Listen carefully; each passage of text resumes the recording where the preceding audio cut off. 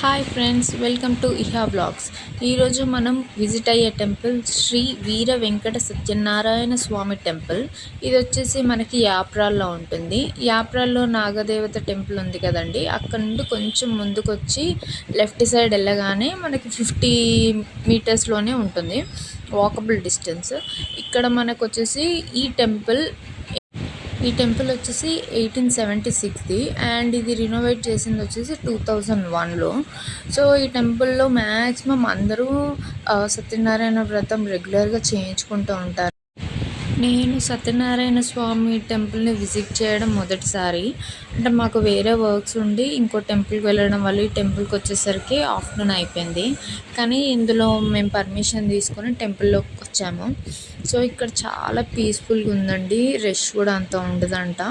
So టెంపుల్కి వచ్చి వ్రతాలు చేసుకొని వెళ్ళే వాళ్ళు చాలామంది ఉన్నారు. ఇక్కడ ఇంకేంటంటే మనకి ప్రతి పౌర్ణమి నాడు అన్నదానం జరుగుతుంది.